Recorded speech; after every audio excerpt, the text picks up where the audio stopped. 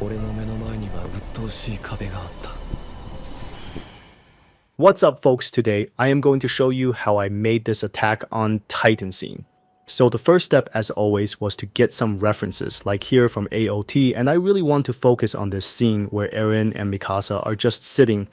After I had an idea of what kind of AOT scene I want to create, I started with the wall by just using the basic cube and a human scale reference, so the height is accurate. For the edges that are coming out of the wall, I also used the basic cube by making him bigger at the end. Because nothing is 100% sharp, I used a bevel modifier, and I really recommend doing that for almost everything that you are going to create in 3D. Next, I created the landscape by using a large plane with many subdivisions. I edited the plane on some parts where I really wanted the hills to be a bit bigger, but for the rest I used a noise modifier with a cloud texture. Moving on, I duplicated the wall a few times so it matches the hills. Then I created a small front plane with the same steps as the landscape. Here I decided I want Eren to look at the walls. Because I'm a big fan of seeing my art in render mode. In the early stages, I started with shading by giving the wall a simple gray brick material and the landscape a simple grass mix material.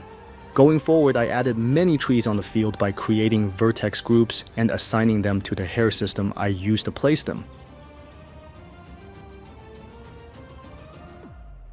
Right after that, I did the same, but for houses that I found on Sketchfab. Step forward, I started with the vegetation by adding grass and other plants. I also added low polygrass to the landscape so it looks more realistic. I made the grass big so it's visible from the camera and caused many small grasses would crash my PC. While looking at the scene, I thought that only trees, plants, and grass is too boring, so I added a little sea with this basic material. But of course, the one and only tree is missing, and because I did not found a good tree model and had no time to do it by myself, I used a tree trunk from Quixel and used a tree model with good looking leaves. I then only used the leaves and combined it with the tree trunk. Looks already really good, but something is missing. Of course, Mr. Freedom is missing.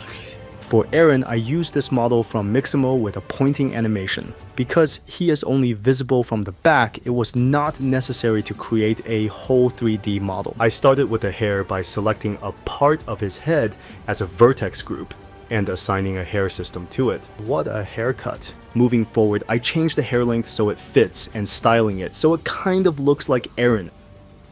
After that, I made more hair by going to the children's section. I also changed the hair a bit in the hair shape section. The only thing left was to activate hair dynamics and adding a collision modifier to Eren.